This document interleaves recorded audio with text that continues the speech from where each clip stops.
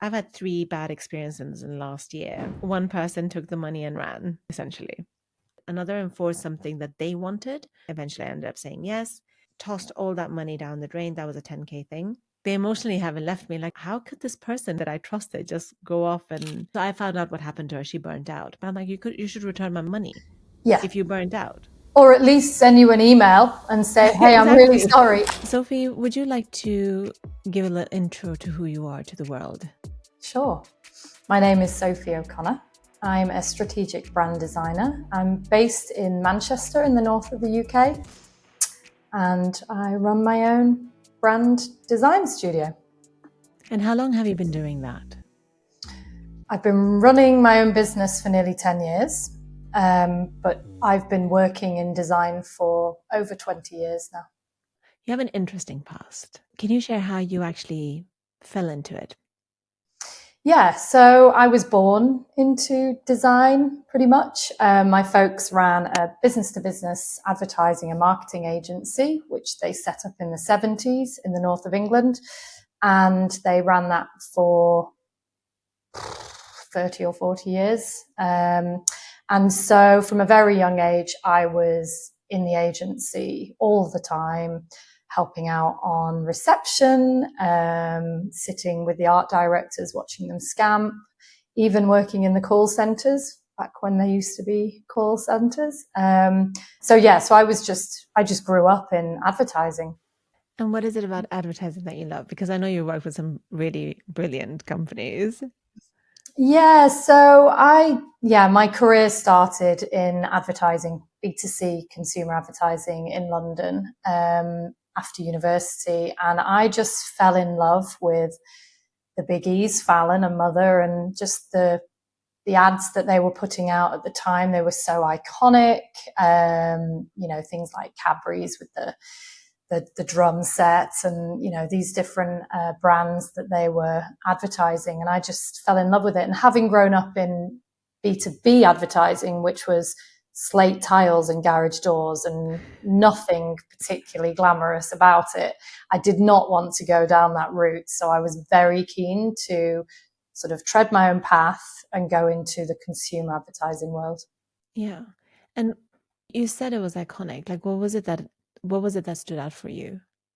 I think at that time, prior to the recession, there was just these really big budget. I mean, there still are big budget ads, but obviously things have changed now. But back then, they were almost like mini movies in Mm. themselves, and the soundtrack, the cinematography, the directors. It was just all amazing. And what I fell in love with was the print, the out of home, the billboards, that side of it. That's what I love doing, coming off the back of those big campaigns. Hmm. Wait, so is that what you were doing when you were part of the ad agencies? Yes, yes. So I was working predominantly on print to begin with, and then obviously that went more into digital as the years went on. But big out of home campaigns and also press ads as well. Yeah. And how does one go from being in these incredible companies and then starting your own? Yeah, I get that. I get asked that a lot, actually. I had been in love with typography and logos since university, and I was really, really stuck between whether or not to go down the advertising art director route or whether to go down the kind of more branding design route. And I think because I had this sort of glamorized idea of going to London and working in advertising agencies, I had my heart set on that. But my first job was actually working in a branded packaging and branding FMCG agency called Elmwood. So that was kind of where I learned the real basics of my craft, essentially. So logo design, typography, brand guidelines, packaging. And for me, I wanted to do these big billboards, but what was interesting was I was actually doing the same thing, but just on these tiny little packs. And I think at that point, I really fell in love with logos and branding. But like I said, I had my heart set on doing advertising. So for many years, I sort of flip-flopped between design and advertising. For a few years, I went into an advertising agency, and then I'd go into a branding agency. And So even when I was working at places like Mother, there were branding jobs that came into the studio. This was before they had Mother Design. But also I had clients that I would work with independently, especially when I was freelancing, because I wasn't always in a permanent role. I was able to then have the best of both worlds. I could do the logos and the branding on the side, and then on my day job, I'd get to do the big corporate ads. Nice. Yeah. Is there a part of you, or do you still get to do ads? Yeah, sometimes. I mean, I don't work with advertising agencies as much, but I certainly don't turn the work down. If the right job comes in, then absolutely. But I think over the last sort of 5 to 10 years, because I've spent so much time in branding and sort of honing into the strategy of it all, I think I'm probably better known now for that. If there's someone who's aspiring to be part of the ad world, which is, in my opinion, a very cutthroat world to be in, what is some advice you might impart on them? Oh gosh. I mean, I Don't do haven't it. No. worked in the ad world for about 10 years, and I I think it's know. probably very different now. I mean, what I loved about it was usually always me and a load of men in the studio, and so it was just lots of banter and great support, as well as a working mum, having people around me. Getting into it, I think you just have to be really prepared to throw your heart and soul into it. There are late nights, there are pitches, there is weekend work, there's all of that stuff. But as long as you're getting paid for it and you're enjoying it, then it's absolutely worth the sacrifice and worth putting yourself into it. I don't know the process of getting into the agencies anymore, because it's very different to what it was 20 years ago. So I couldn't answer that question. But once you get in there, just throw yourself into it, I think, is the best piece of advice. And also having people to look up to and having mentors and take the advice. Don't be too precious. You don't know everything. You're always learning. Even at my age, I'm still learning. So I think, be willing to just go for it and listen as well. Yeah. I think wise words in general, it doesn't matter what you're wanting to do, especially that part about implementing on the advice that's given. If you're seeking it, if you're wanting answer and you're seeking it and you just throw it away by not implementing any of it, why are you wasting someone's time? That's the way I would approach it. Just Absolutely. take the action, and then you will see the fruits of the labor that you are putting in. I know that you work with the wellness world at the moment, which I don't know if you want to go down that route, but I know that it's quite personally important to you. Do you want to talk about it? Yeah, so I've had a very unusual or interesting journey from a health point of view throughout my whole life. From a very early age, I had a lot of health problems in terms of chronic illness, glandular fever, recurring problems from a very young age. And when I was a teenager, I was diagnosed with endometriosis. By the time I was 19, it was very severe, stage 4. I had multiple surgeries, tried multiple medications, nothing really worked. And I got very sick and, self-medicated and, drinking too much and trying to kind of sort of null the pain, essentially, as I'm sure a lot of people will understand as a woman going through these things. Even if you don't have endometriosis, it's not fun necessarily that time of the month. And when I was in my early 20s, when I moved to London, I was introduced to a naturopathic doctor, and he had had success with healing endometriosis. And for many years, I'd been told that, it's incurable. You won't be able to have children. You probably have to go down the IVF route. I'd have to be on medication my whole life. And being the sort of person that it didn't suit me to be on these medications and have these things that I was recommended, it just made me worse. I was very keen to find an alternative route. And back then, it was very alternative. I worked with the naturopathic doctor for close to 2 years and put my endometriosis into remission. Wow. Found out I was 4 months pregnant with my first child when I was 27, 28, after sort of thinking I'd never have children. And so that was really the start of my keenness and my adventure, I guess, into the world of alternative medicine, or wellness as it's really now known. And for many years, I have kind of tried different things. I've done fasting retreats and various different diets, tried different supplements and all of that, and have been, very well for most of my life.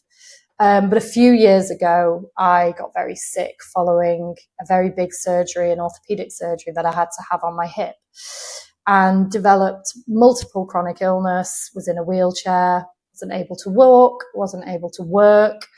And really it was like, okay, the mainstream medicine is failing me. The doctors didn't know what to do. I got these, diagnoses of ME, CFS, POTS, all these different kind of syndromes that to me just felt like a list of symptoms with no root cause. And so, back into research and delving into alternative medicine, functional medicine, back to see the same naturopathic doctor. And over the last kind of year or two, I've managed to heal. I had to have another operation last month, which I was very, very nervous about. And, it was a huge success, and every day I'm getting better and better. But that has fueled my desire to work with businesses in the wellness industry, because not only do I understand them from a branding point of view, I understand them from a personal point of view and what they're trying to achieve. And what a lot of these founders have gone through themselves, usually they've gone through some sort of illness or, journey themselves to get to that point. So it's become a kind of, combination of a passion and a professional job now, working with wellness, not just wellness. I do work with other brands as well, obviously, but it's something that I'm very, very passionate about. And so to have that passion, it made sense to kind of bring that into my business. Yeah, I think it makes complete sense. And I think your story is such a stark reminder of how life is so precious, and how, who's got time to waste when anything can happen at any point. And just being grateful for the moments that we do actually have. And I know that wasn't the point, but that's how I receive it. I'm like, when I hear that, I'm like, why are we wasting time doing things that we're not interested in when life is too precious for that? And also how incredible alternative medicine is. The irony is it's not even alternative. Medicine that we're turning to a lot of the time now, particularly for chronic illness. Don't get me wrong, the NHS and mainstream medicine is incredible. And particularly for acute problems, surgeries, if you get hit by a bus, you're not going to go and see a homeopath. But for complex chronic illnesses that the NHS don't necessarily have the funding or the experience in, these practitioners that work in functional medicine, naturopathic, homeopathic, all of these areas that look at the body from a holistic point of view, they're just worth their weight in gold. And one particular treatment that I now have every 6 weeks is called, I've got brain fog now. Here we go. Perimenopause is going to kick in now. I go and see a functional neurologist. That's the word I'm trying to remember. And it's a combination of neurology and chiropractor. And there's not many of them in the country. I had to start working with someone in America originally. And so kind of finding these amazing treatments and people that are out there kind of helping with these complex situations, when a lot of people get left in limbo for years and years and years because they get told there isn't a cure, we don't have a tablet or a medicine or a quick fix. So then they think, oh, well, that's it, that's me done. But actually there are so many other things. And I think that journey through endometriosis showed me that when I was younger. And so as soon as this situation happened, I knew that I could find a way out of this, even though people kept telling me I couldn't. And so again, it goes back to your point. Like for me, I don't take anything for granted anymore. Going for a walk around the pond and getting excited over seeing ducks that my husband laughs at me, being able to make dinner for my kids because I couldn't look after my kids for nearly 2 years. And, Wow. it really is, it goes back to your point that do what you love, be passionate and be grateful. Be really grateful for what you have, because it can be taken away very, very quickly. And I think that you work with really interesting people that I wouldn't have even seen. What do you think the problem lies in the businesses that are doing these phenomenal things but aren't able to communicate it? What do you think that the main problem is that they're facing? I think in today's market, exposure, there's a lot of competition. The market's saturated, particularly online, with, new supplements, new collagen powders, new devices. There's so many of these things. And I think, a lot of the people that I speak to, a lot of the founders that I speak to say that they are struggling to be seen and they're struggling to attract aligned clients. So whether that's a functional medicine doctor or a supplement brand or whatever it is. And I think that's just because the market has become so saturated. Wellness and well-being is such a buzzword. And I think people realize now that they have to take their own health into their own hands, because nobody's coming to save you. Our system is based on reactive healthcare as opposed to preventative. And I think a lot of people now are realizing that actually, you've got biohacking and all these buzzwords or whatever. But I think that's what a lot of the founders that I speak to struggle with is, how do I stand out in this market? And how do they? Well, they come to me. I think that the danger that we have nowadays, this is a little bit of a bugbear that I think a lot of brand designers and designers in general have, is that anybody can design, or they think they can design. There's lots of platforms that they can use, and I'm not going to name names, but there is access to things for people to be able to create marketing, logos, this sort of thing. But that isn't enough for a business to be seen and to be differentiated, because what you end up being is the same as everyone else. You're just a sea of sameness. So, if you Google certain brands or certain genres of well-being, let's say, they all look the same and it becomes quite cookie cutter. And I think that's the danger we have now, is that everybody thinks they can do it. And actually, it might be okay surface level, but it's not going to get to the root. Again, getting to the root of the health problem is the same as getting to the root of a business problem, Yeah.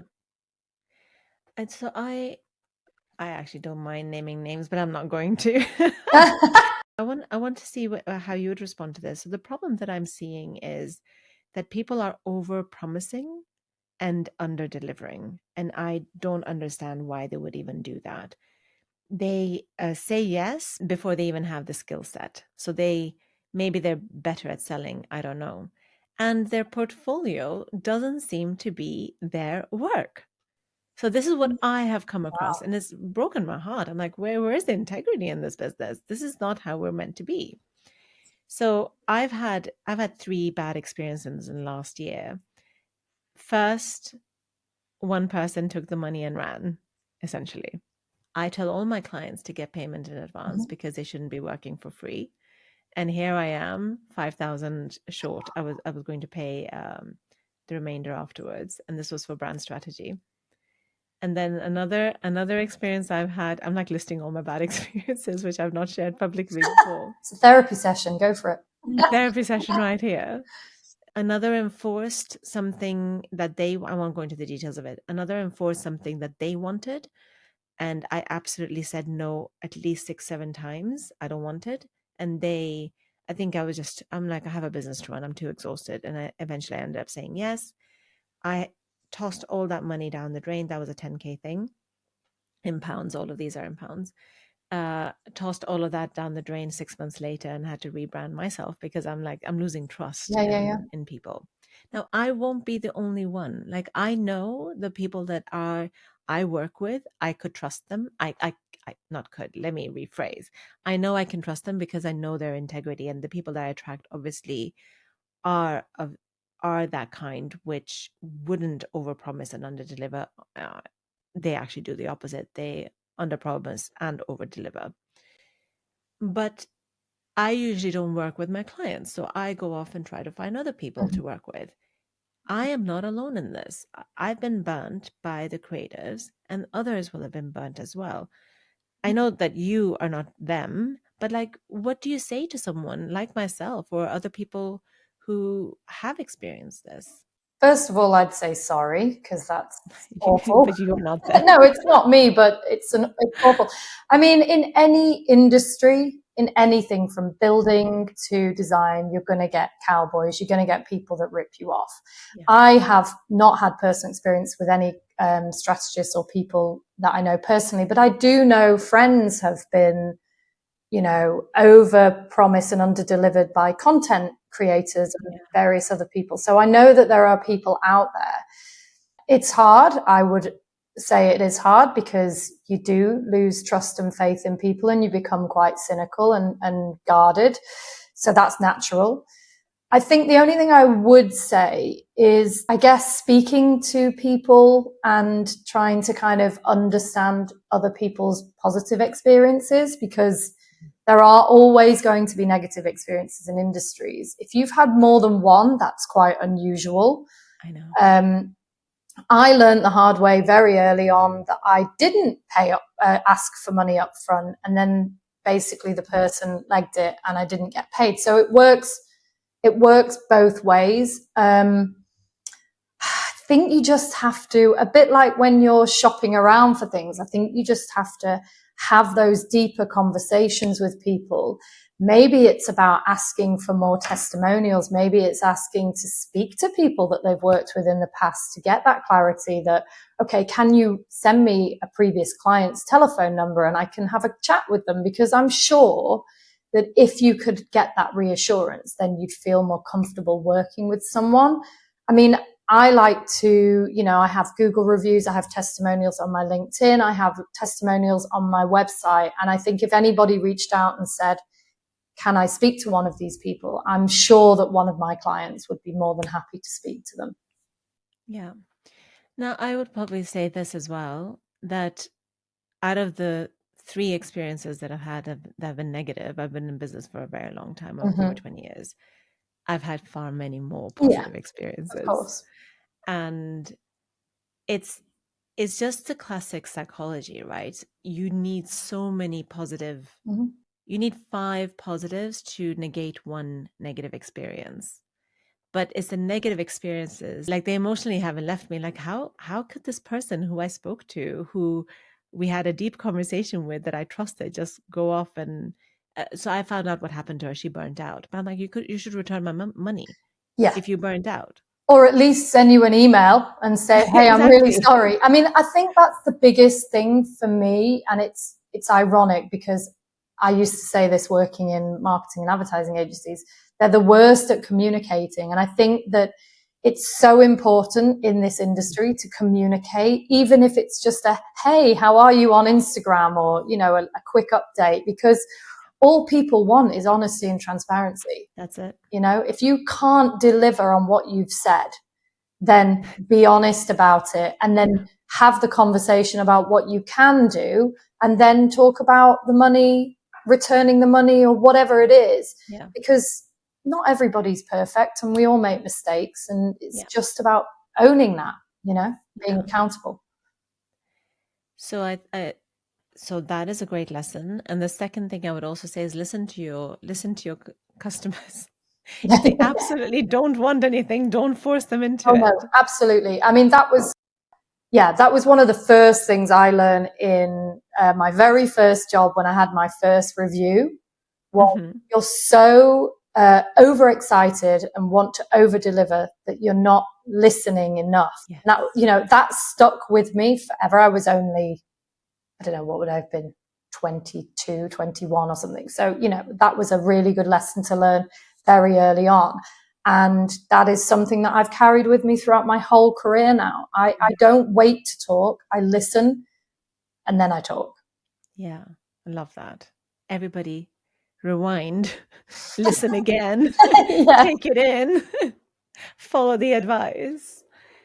Yeah, so I think the reason I shared this is because I'm not unique. I don't talk about how this has happened because it breaks my heart, first of all, because this is the business that I'm in. Like I'm here to support the creatives. I want the best for every type of creative. I want them to feel valued.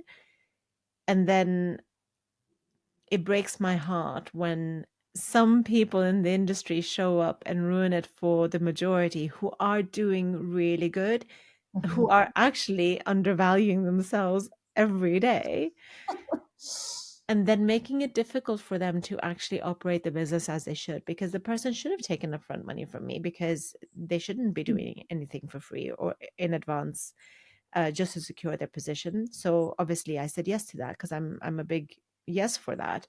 But now I question everything. I'm like, no, I'll pay you afterwards. So I always insist on, I'll pay you once we begin. We'll do phased payments, which is the opposite of the advice I give to all of my clients.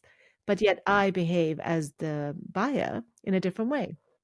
I think it's about being flexible as well, though, because whilst I always ask for 50% upfront, if a client doesn't feel comfortable with that, let's do 10%, Yeah. 5%, 20%, and we'll just break it down, whatever works for you. I think you have to have boundaries in place to protect your business, but you also have to be flexible enough to be able to work with different types of clients and brands and people. There's not one rule for everything. Yeah.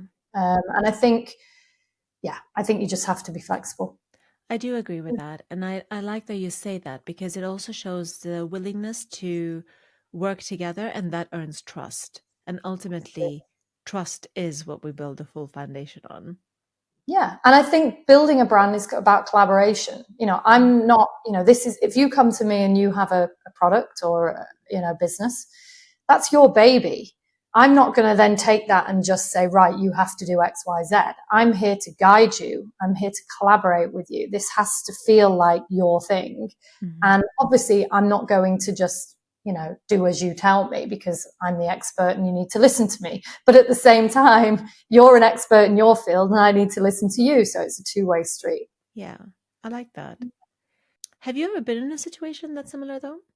Only once, yeah, Yeah. only once, and that was when I'd literally we left London in 2016, and I launched my limited company, and I was kind of splitting my time still between freelancing in London and working with clients, and I took a job on. It wasn't a high paid job, and they wanted to, for me to do some creative stuff at the beginning, and then they decided they wanted to go in a different direction, which doesn't happen anymore in that situation. But obviously as an early freelancer, and I didn't ask for the money up front, and they took the ideas and they took the work. Oh, wow. In the end, they did end up paying me something. It was a percentage of what they owed me, but that was enough one time for me to learn. So I've not had that before, and I've not really had the situation a lot of freelancers have where agencies don't pay them for months on end. Oh, really? Again, Yeah. yeah, I've been very lucky. Like the people that I work with, they're usually, people that I've worked with in the past that have moved on to different agencies, or they've set up businesses themselves, or there's somebody that I know. And so I've never, or working with somebody like the BBC who have a very strict payment protocol, and you don't you don't miss a payment because it's it's sort of sorted out on a bigger scale. But I think I've been lucky. I know freelancers and independent designers that don't get paid for months on end. That is shocking to It is me. shocking. Yeah, If you're one of those people, please pay your freelancers. absolutely. Please pay them, or at least reply to their email. Don't ghost them. Communication, number one. Communication is everything. And it's so easy, because on the other end, so far we still have humans, not all AI just yet. No, not yet. So be human to the human. They will only be human back. And if they're not, then you know. Then you know. Absolutely. Sophie, if anyone wants to reach out to work with you or connect with you, how can they do that? Lots of ways. I've just launched a new website. So they can go to sophieoconnor.uk, and that has all the information about my services, my business, projects, and contact form. Or they can go to my Instagram, which is Sophie O'Connor Limited, and they can message me, DM me on there. I'm also on LinkedIn, so they can message me on there. I'm everywhere. You can't miss You can't Sophie. escape me. I'm on Twitter, I'm on Contra, I'm on all of them. Do you use Twitter or X or whatever it's called these days? I mean, yeah, there's actually a really amazing design community on Twitter that I joined a few years ago, probably just before COVID. And it's quite an enjoyable scene if you only stick with design Twitter, but I try to avoid all the other stuff. Yeah. I don't use it really for sort of marketing myself. I tend to stick with Instagram and LinkedIn because they're really the primary areas that clients would be, and also where my sort of network is. But yeah, I mean, to be honest, I'm on a lot of platforms. I'm on Behance as well. I mean, as a creative and a designer, I think, especially now, there's so many of these platforms where you can have your work and, you know, you can get a client work through. And whilst it may not be all the time, it's always good to, you know, be top of mind, be sharing your work, putting yourself out there. Yeah. Well, Sophie, it's been such a joy to speak to you. Thank you for coming and sharing your wisdom, your story, and your perspective. So thank you. Thank you for having me, Ivy. You've been listening to The Creative Flight. If you enjoy these conversations, hit subscribe and see you next time.